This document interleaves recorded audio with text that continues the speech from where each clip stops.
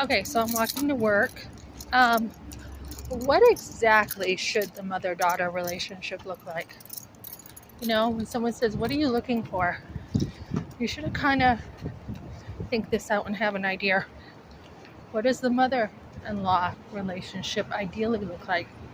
There should be a mutual relationship there. There should be two grown women who are working at relationships. So, with my mother as a teen and my father not wanting me to date um, this guy when I already had permission to date pretty much whoever I wanted, you know, and then to drag me back over to my boyfriend's house when I didn't want to go.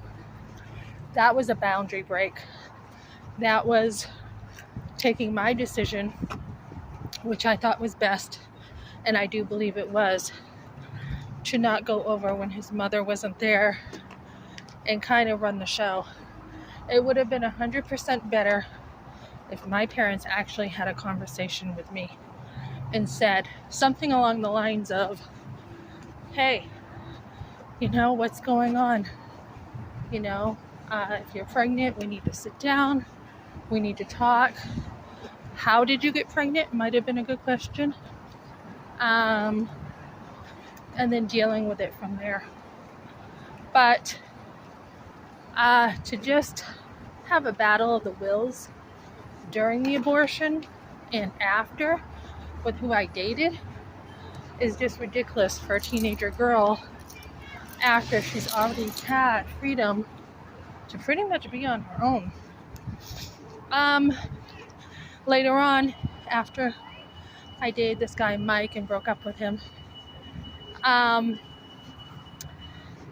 hey guys, it was okay, so now you're dating my husband Ben, and it was kind of like, well, you don't want to marry him because he's not motivated, he takes pot or whatever. But that was kind of the only advice, other than when Ben broke up with me, I just didn't care and I dated other guys. Now it's a whole nother story. He can go have a life without me, because after deserting his family, I mean, I don't know what else there is to talk about. So, when I dated Don, this guy Don, my father was like, I liked him. I didn't like him. I dated him for a short time.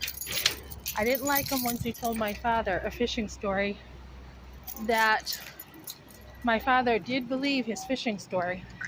He was cooking us trout, and Don was mentioning these stories about fishing. And as soon as we got in his Jeep or whatever he had, he was like, oh, I just lied to him so your father would like me. I was really ticked off. I was like thinking, that was a story? You tried to trick my father? So, the end. And then I dated this guy. Well, I dated a few other guys. I mean, but I went down. I just went down big time. And after the abortion, it was just, you know, I didn't care about myself. I did not care at all. And when I look back, you know, there should have been definitely more support. My mother could have, and my father, gone and talked to people about getting help with it. But I could have had my own view too and be like, okay, you know, after some time goes by, I tend to get mad and I need time to cool off. That's how I am. Then probably talking and saying, yeah, you know, someone to tell me something about having a baby, and then being able to, you know, be like, yeah, okay, you know, I'll get ready, because I was close to 17. And maybe I would have married Randy if we had the opportunity to talk things out. I don't know. But when I did see Randy years ago, he's like, well, you're with Ben, so that's great. And he knew Ben. So it was just, I remember a one night stand with a guy. I mean, that's awful to say, but it happens. Relationship just got broken over and over and over between my parents, between this guy Randy, my mother and I.